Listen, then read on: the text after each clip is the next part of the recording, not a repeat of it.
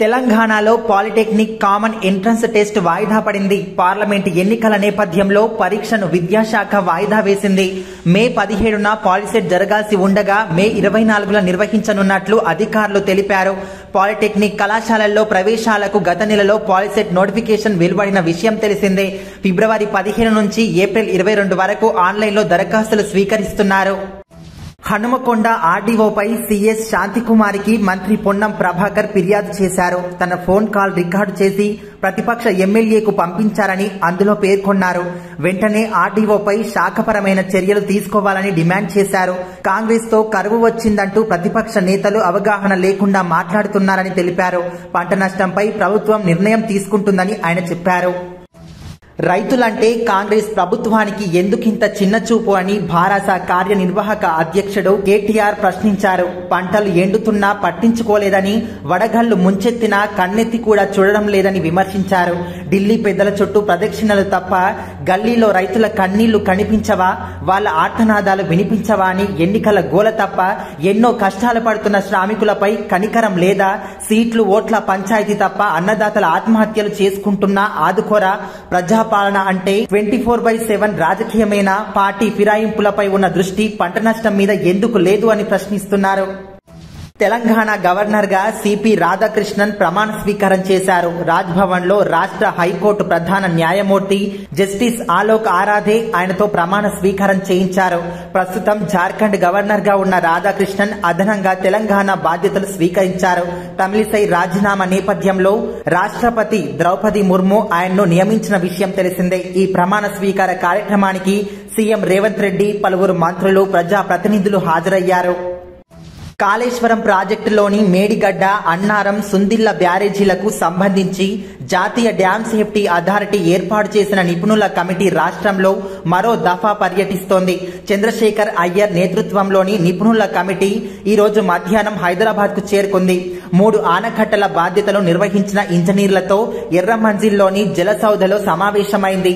గత పర్యటనలో క్షేత్రస్థాయిలో ఆనకట్టలను పరిశీలించిన కమిటీ కొంతమంది ఇంజనీర్లతోనూ సమావేశమైంది. ఆనకట్టల డిజైన్స్, ప్లానింగ్, నిర్మాణం, క్వాలిటీ కంట్రోల్, నిర్వహణ తదితర వివరాలు తీసుకుంది. గత పర్యటనను కొనసాగింపుగా ఇవాటి నుంచి 3 రోజుల పాటు పర్యటించనుంది. ఏపీ రాష్ట్రాన్ని విధ్వంసం చేసిన వైకాపాను ఇంటికి పంపేందుకు పౌరులు బాధ్యత తీసుకొని ముందడుగు వెయ్యాలని తెలుగుదేశం అధినేత చంద్రబాబు పిలుపునిచ్చారు. జనం నమ్మకం కోల్పోయిన జగన్ ఎన్నికల్లో అక్రమాలని నమ్ముకున్నారని మండిపడ్డారు. వైకాపా ఎన్నికల కుట్రలను అడ్డుకోవడంలో ప్రజలు భాగస్వాములు కావాలన్నారు. ఏప్రిల్ 15 వరకు ఓట్ల నమోదుకు ఉన్న అవకాశాన్ని యువత వినియోగించుకోవాలని చెప్పారు. సి విజిల్ యాప్ ద్వారా ఫిర్యాదులతో వైకాపా అక్రమాలకు చెక్ పెట్టాలని కూడా సూచించారు. డబ్బు పంపిణీ, ఓటర్లను ప్రలోభ పెట్టడం, ప్రభుత్వ ఉద్యోగులతో నిబంధనలకు విరుద్ధంగా పనులు చేయించడం, ప్రత్యర్థి పార్టీలపై తప్పుడు ప్రచారం చేయడం వంటి కోడ్ ఉల్లంఘనలపై ఫిర్యాదు చేయాలని సూచించారు. ఆంధ్రప్రదేశ్ లో భాజపా, తెదేపా, జనసేన కూటమికి మద్దతిస్తున్నట్టు లోక్ సత్తా పార్టీ వ్యవస్థాపక అధ్యక్షుడు జయప్రకాష్ నారాయణ తెలిపారు.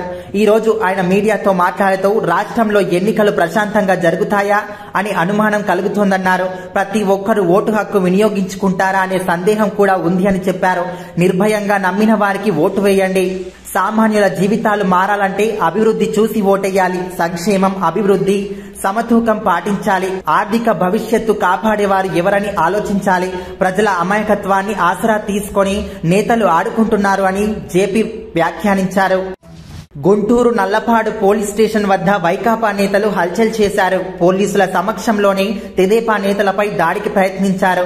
ఎన్నికల కోడ్ అమల్లోకి వచ్చిన వైకాపా నేతలు వాలంటీర్లకు కానుకలు ఇచ్చి ప్రలోభాలకు గురి చేస్తున్నారని ప్రతిపాడు తెదేపా నియోజకవర్గ ఇన్ఛార్జి రామాంజనేయులు ఆరోపించారు. మంగళవారం రాత్రి నుంచి వైకాపా నేత బలసాని కిరణ్ కుమార్ గుంటూరులోని క్యాంపు కార్యాలయంలో వాలంటీర్లకు డబ్బులు, కానుకలు పంపిణీ చేస్తున్న విషయం తమ దృష్టికి వచ్చిందని, పరిశీలనకు అటువైపు వెళ్లగా వైకాపా కార్యకర్తలు దాడికి పాల్పడ్డారని తెలిపారు. కారు అద్దాలు ధ్వంసం చేయడంతో పాటు తనపై కూడా దాడి చేశారని, ఈ ఘటనపై ఫిర్యాదు చేసేందుకు నల్లపాడు పోలీస్ స్టేషన్ కు వెళ్లామన్నారు. వైకాపా కార్యకర్తలు అక్కడికి చేరుకొని పోలీసుల సమక్షంలోనే మరోమారు ఘర్షణకు దిగారని వివరించారు. ఏ సీఎం అయినా తమ పరిపాలనను అభివృద్ధి కార్యక్రమంతో ప్రారంభిస్తారని, కానీ జగన్ మాత్రం విధ్వంసంతో మొదలు పెట్టారని తెదేపా జాతీయ ప్రధాన కార్యదర్శి నారా లోకేష్ విమర్శించారు. తాడేపల్లిలోని అపర్ణ అపార్ట్మెంట్ వాసులతో ఆయన ముఖాముఖి నిర్వహించారు. ప్రజావేదిక కూల్చివేతతో ప్రారంభమైన జగన్ పాలనలో ప్రజలు 5 ఏళ్లు నరకం అనుభవించారన్నారు. కుప్పం నియోజకవర్గంతో పోటీ పడేలా మంగళగిరి నియోజకవర్గాన్ని అభివృద్ధి చేస్తామని హామీ ఇచ్చారు. గంజాయిని రాష్ట్రమంతా విస్తరించిన ఎమ్మెల్సీ అనంతబాబును ముఖ్యమంత్రి జగన్ తన పక్కన పెట్టుకున్నారని కూడా ఎద్దేవా చేశారు. ఎన్నికల నిబంధనలు ఉల్లంఘిస్తే ఎంతటి వారినైనా వదిలిపెట్టే ప్రసక్తే లేదని రాష్ట్ర ముఖ్య ఎన్నికల అధికారి ముఖేష్ కుమార్ మీనా అన్నారు. ఇప్పటి వరకు 46 మంది వాలంటీర్లు ఒప్పంద ఉద్యోగులను విధుల నుంచి తొలగించామన్నారు.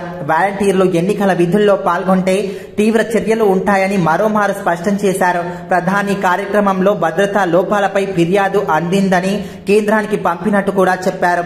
భద్రతా లోపాల అంశం హోంశాఖ పరిధిలో ఉందన్నారు. రాష్ట్రంలో 144 సెక్షన్ అమలవుతోందని, ఎలాంటి కార్యక్రమం అయినా అనుమతులు తీసుకోవాల్సిందేనని పేర్కొన్నారు. రాజకీయ పార్టీలు సువిధ యాప్ ద్వారా అనుమతులు తీసుకోవాలని తెలిపారు.